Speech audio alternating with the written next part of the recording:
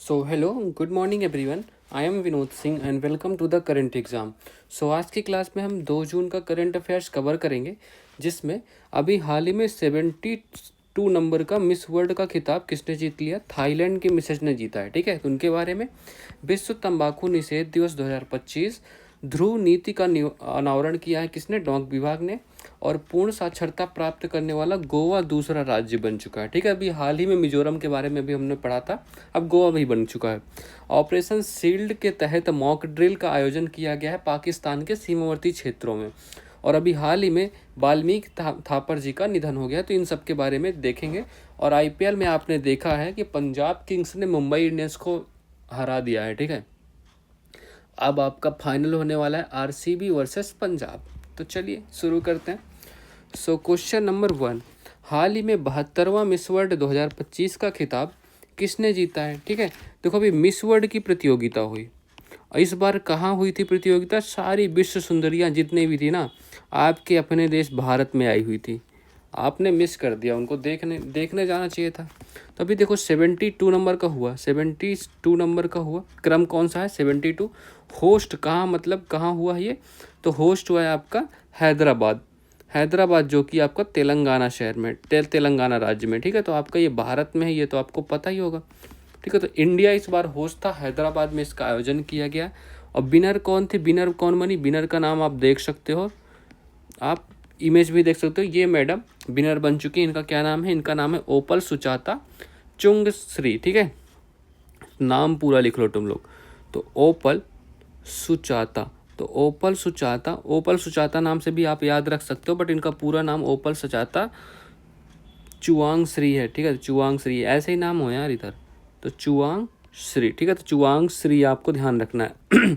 ये इनका पूरा नाम है। और ये कहाँ से है, ये थाईलैंड की है। ठीक है, थाईलैंड की है। और थाईलैंड से पहली बार किसी ने ये अवार्ड जीता है। ठीक है, तो फर्स्ट टाइम थाईलैंड का कोई फर्स्ट टाइम ये अवार्ड जीत चुका है।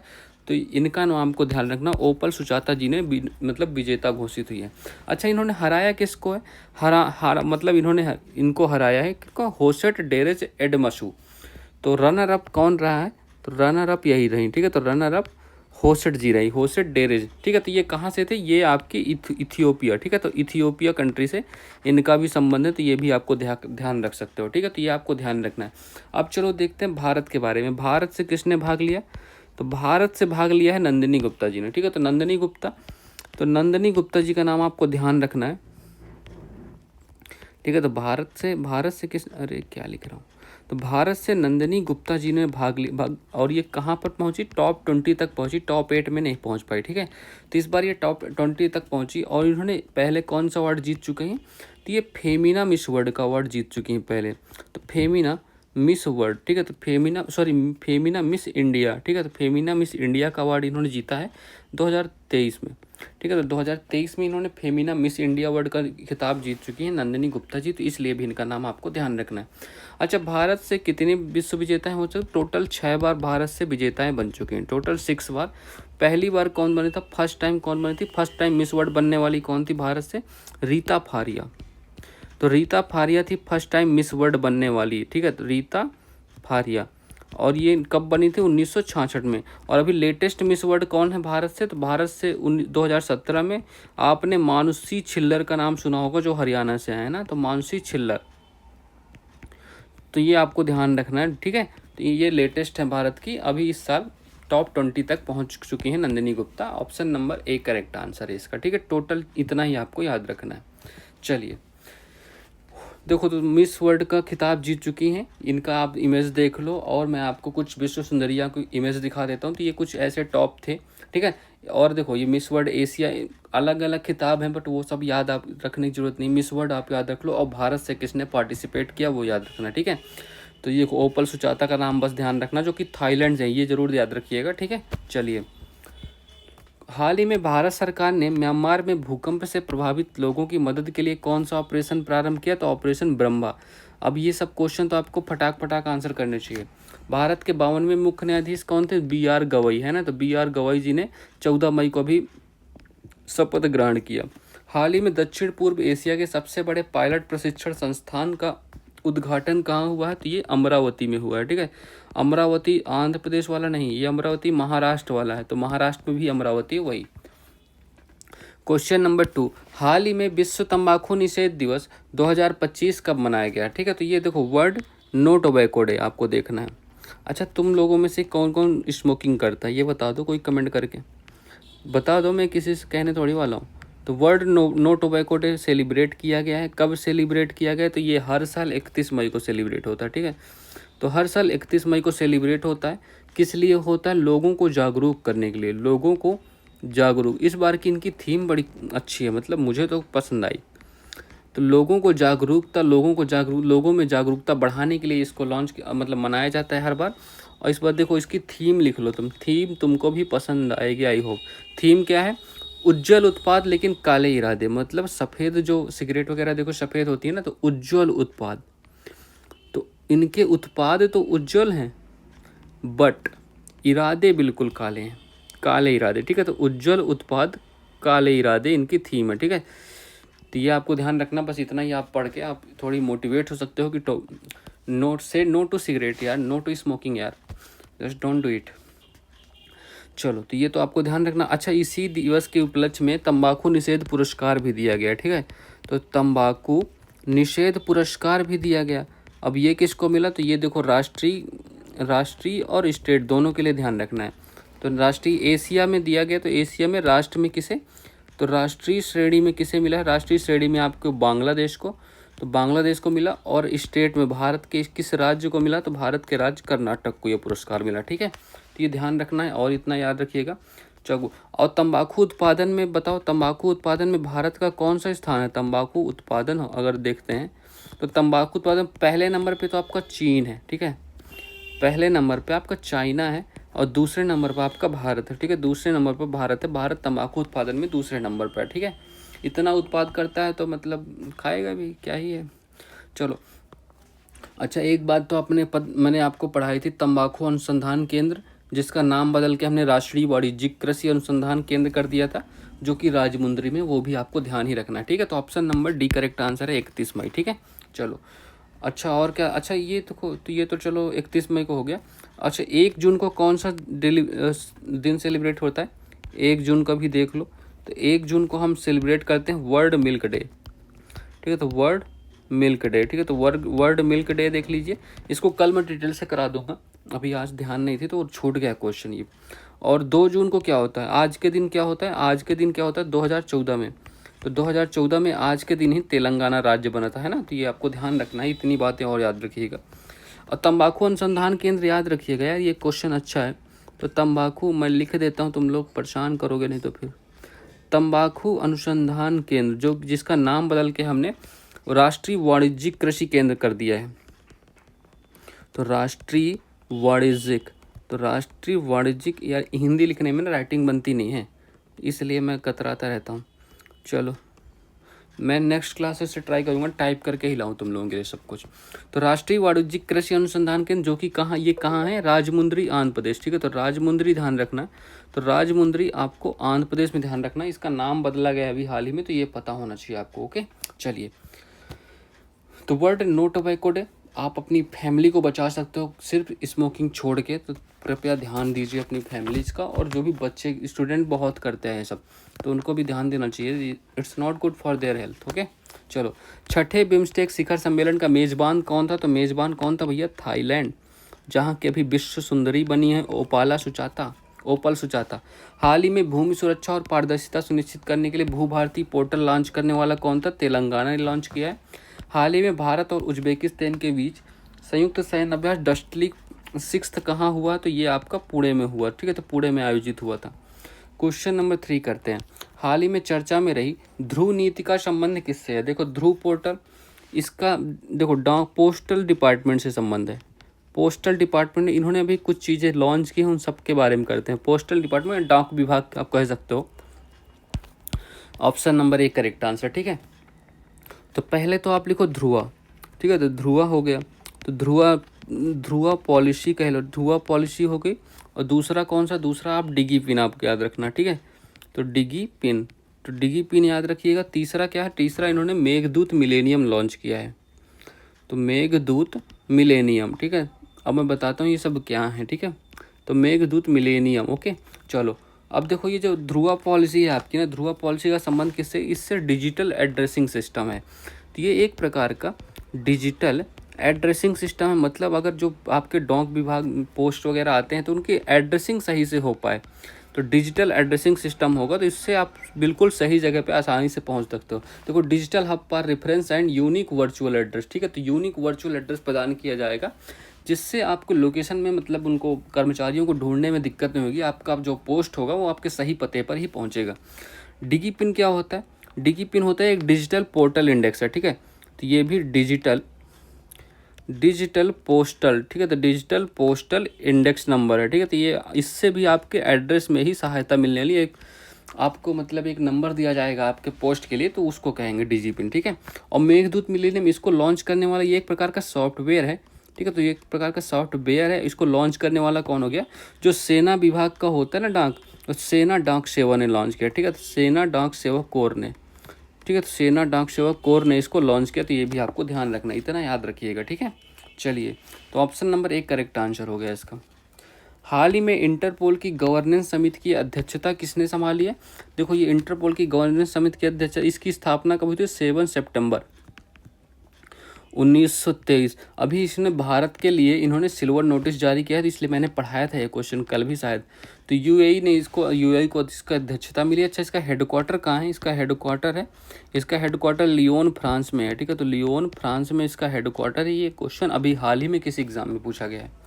हाल ही में कानूनी अधिकार प्राप्त करने वाला माउंट तारानाकी का संबंध कौन है, ये तो आपका न्यूजीलैंड में इसको कानूनी अधिकार प्रदान किए गए हैं।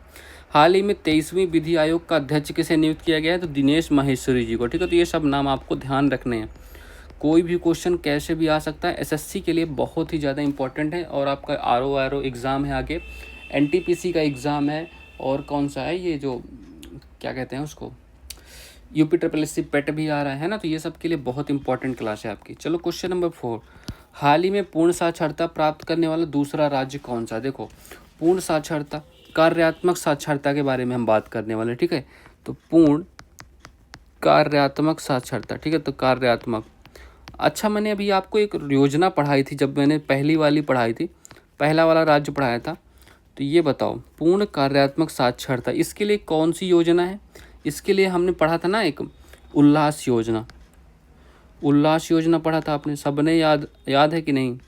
तो उल्लास योजना इसका मतलब क्या था सर, इसका मतलब था न्यू इंडिया लिटरेसी प्रोग्राम। तो उल्लास एक प्रकार का न्यू इंडिया का लिटरेसी प्रोग्राम है। तो इसी प्रोग्राम के तहत सब साक्षरता प्राप्त कर रहे हैं, ठीक है। तो न्यू इंडिया लिटरेसी प्रोग्राम है, इसको किसने, सेंटर ने लॉन्च किया था, सेंटर ने लॉन्च किया था 2022 में। तो 2022 में इसको लॉन्च किया गया था। तो स्टार्ट कर, ये आपको ध्यान रखनी स्टार्ट डेट, ठीक है, क्योंकि इसी के तहत सब हो रहा है। तो हमने पहला राज्य देखा था, पहला राज्य जो पूर्ण साक्षरता प्राप्त करने वाला हो गया था मिजोरम, ठीक है। तो मिजोरम हो गया था, ये तो हमने अच्छे से इसको कंप्लीट किया था, ये तो आपको पता ही है ना। अच्छा पूर्ण कार्यात्मक साक्षरता का मतलब क्या होता है, देखो इसमें 100% साक्षरता जो होती है आपकी, 95% या इससे ज़्यादा अगर साक्षरता है तो काम चल जाएगा, ठीक है। तो काम बन सकता है, यही आपका बेंचमार्क है, ठीक है। तो इसी बेंचमार्क से अगर क्रॉस करना होता है बस। और क्या इसमें आना चाहिए, लिखना आना चाहिए, प्लस पढ़ना आना चाहिए, कोई भी चीज़ पढ़ सके प्रत्येक नागरिक, प्लस गणित आनी चाहिए, गणित लगा लो। गणित तो तुम में से किसी को नहीं आती होगी, है ना, किसी लोगों को नहीं आती होगी आई मीन चलो तो देखो, Goa became the India second 100% literate state, all it's citizen can now read and right, मतलब सब लोग पढ़ और लिख सकते हैं, ठीक है। तो बीच वाला, गोवा वाले बीच में अब सब लिखेंगे पढ़ेंगे, है ना, याद रखना तुम लोग ये। अब चलो तो दूसरा राज्य हमारा कौन सा बन गया, दूसरा राज्य सर बन गया है गोवा बन गया। पहले गोवा की अब कहानी, अच्छा चलो पहले मैं यही कर देता हूँ, ठीक है। तो गोवा में कितनी साक्षरता प्राप्त कर ली, गोवा ने 99.7% साक्षरता, ठीक है। तो इतनी साक्षरता प्राप्त कर ली है, किसने घोषणा की है, ये घोषणा की है सीएम प्रमोद सावंत जी ने, ठीक है। अब अभी ही क्यों घोषणा की गई ये बताओ, सीएम प्रमोद सावंत ने अभी कब घोषणा की थी, इसकी 30 मई को। सर 30 मई को ही क्यों घोषणा हुई, क्योंकि 30 मई 1987 को गोवा स्टेट बना था, ठीक है, गोवा स्टेट बना था। इससे पहले क्या था, गोवा यूटी था। अब चलो यूटी कैसे था सर, गोवा जब हम 1947 में भारत आज़ाद हुआ तो गोवा स्टिल पुर्तगालियों के कब्जे में था। तब हमने 1961 में एक चलाया था ऑपरेशन विजय। तो ऑपरेशन विजय चलाया जिसमें हमने पुर्तगालियों को खदेड़ मारा। ठीक है, तो क्या लिख रहा हूँ, तो पुर्तगालियों को भारत से खदेड़ दिया, मतलब गोवा से निकाल फेंका। तो पुर्तगाली अगर जैसे ही गए तो गोवा आज़ाद हुआ ऑपरेशन विजय के तहत। ठीक है, तब हमने गोवा को सीधे यूटी बना दिया। ठीक है, तब तो हमने गोवा को पहले यूटी बनाया। ठीक है, ऑपरेशन विजय के बाद जब आज़ाद हुआ देन उसको हमने पूर्ण राज्य बनाया। कब, 30 मई 1987 को गोवा स्टेट बन गया। तो अभी यहाँ प्रमोद सावंत जी ने पणजी, जो गोवा की राजधानी है पणजी में, इसकी घोषणा की है। तो ये आपको ध्यान रखना है। ठीक है, इतनी बातें आपको याद रखना है, इसके बारे में बस हो गया और कुछ नहीं। अच्छा कोई जो, अच्छा ये तो इसी दिन इसका 30 मई को ही इसका स्टेटहुड डे सेलिब्रेट किया जा रहा था। ठीक है, तो स्टेटहुड डे, तो स्टेटहुड डे ये कौन से क्रम का सेलिब्रेट हो रहा था, तो ये 39th, ठीक है 39th क्रम का स्टेटहुड डे सेलिब्रेट हो रहा था पणजी में, तभी इसकी घोषणा की गई है।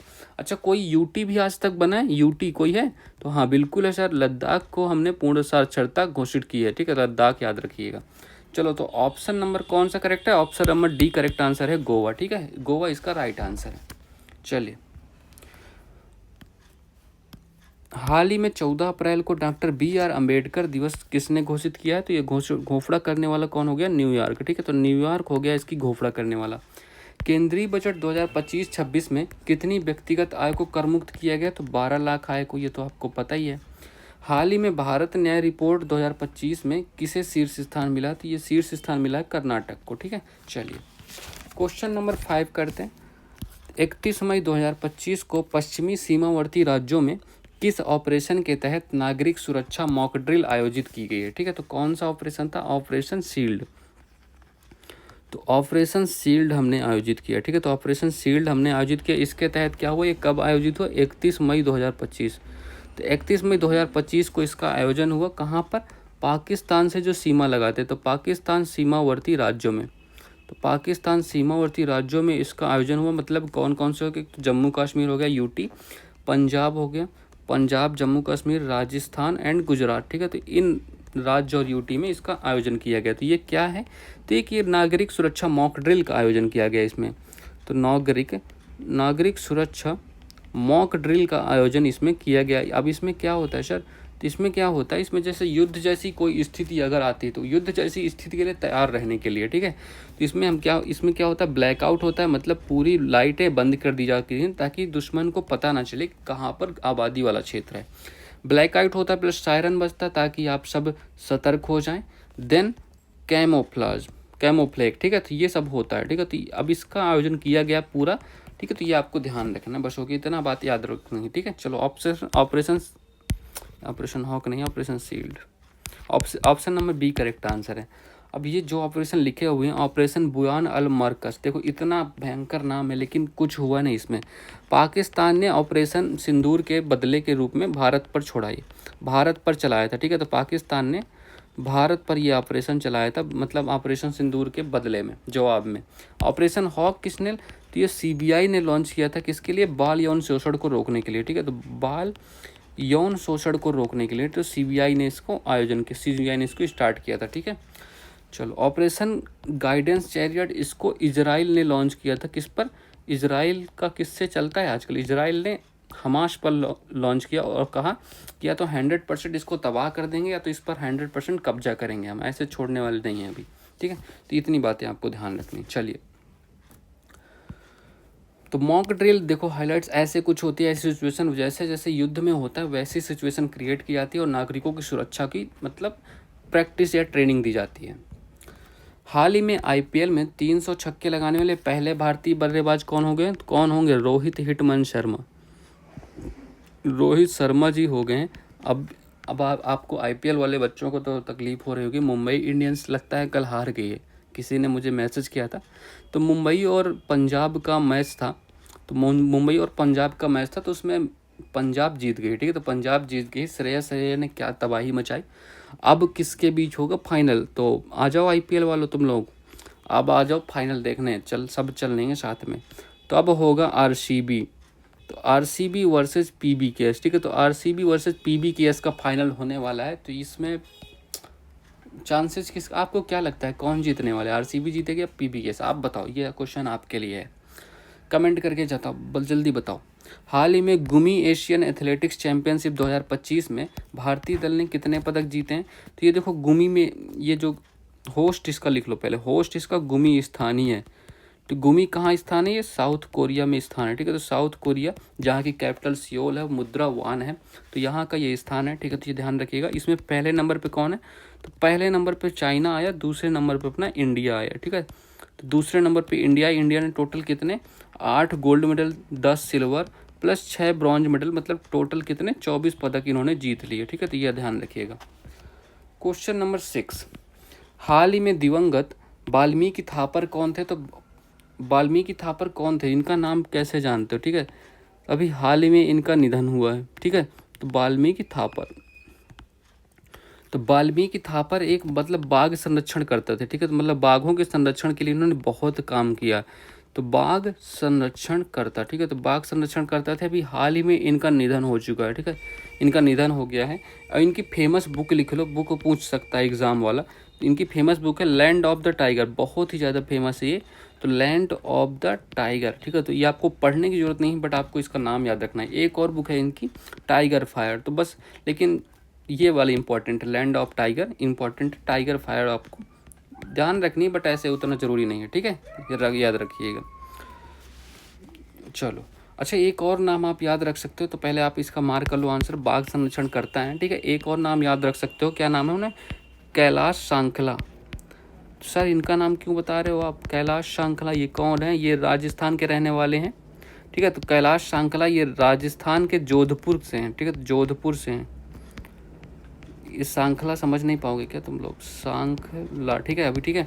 तो राजस्थान के जोधपुर से हैं। इनको क्या, इनको टाइगर मैन ऑफ इंडिया के नाम से जानते हैं हम लोग, टाइगर मैन ऑफ इंडिया के नाम से जानते हैं, ठीक है। तो ये आपको ध्यान रखना है, ठीक है। अच्छा, प्रोजेक्ट टाइगर कब स्टार्ट हुआ था? तो प्रोजेक्ट जो टाइगर है वो कब शुरुआत हुई? तो प्रोजेक्ट टाइगर की शुरुआत कब हुई थी? तो 1973 से, ठीक है। तो 1973 में इसकी शुरुआत हुई। तो option number D correct answer.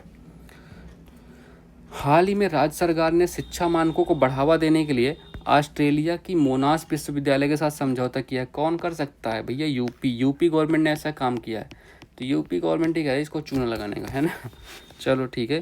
तो यूपी अनुसंधान और नवाचार के साथ शिक्षा को बढ़ावा देंगे, ठीक है। तो ये लोग, तो अनुसंधान एंड नवाचार, ये तो कहाँ की यूनिवर्सिटी है? तो ये आपका ऑस्ट्रेलिया की यूनिवर्सिटी है। कौन सा? मोनाश विश्वविद्यालय, आपको नाम ध्यान रखना है। हाल ही में केंद्र सरकार ने बैटरी आधार परियोजना कहाँ लॉन्च की? तो इसको लॉन्च कहाँ करेगी? न्यू दिल्ली में, ठीक है। तो न्यू दिल्ली में इसको लॉन्च किया गया है। किस लिए लॉन्च किया गया है सर? इसको जो इलेक्ट्रिक व्हीकल है ना, इलेक्ट्रिक व्हीकल में बैटरी की सुरक्षा के लिए, इलेक्ट्रिक व्हीकल में बैटरी की सुरक्षा और चार्जिंग स्टेशंस की मतलब बेहतर उपलब्धता के बारे में बात की जाएगी। कौन कौन मिलकर काम कर रहा है इस पर? तो इस पर मिलकर टाटा काम करेगा प्लस आईआईटी खड़गपुर, ठीक है। तो टाटा और आईआईटी खड़गपुर काम करने वाले हैं मिलकर इसमें, ठीक है। ये ध्यान रखिएगा। So that's all for this class. Please आप तुम लोग लाइक कर सकते हो, शेयर कर दीजिएगा, प्लीज़ कर दीजिएगा, और सब्सक्राइब कर दीजिएगा, ठीक है। चलिए, so all the best for your exams, have a good day and thank you everyone.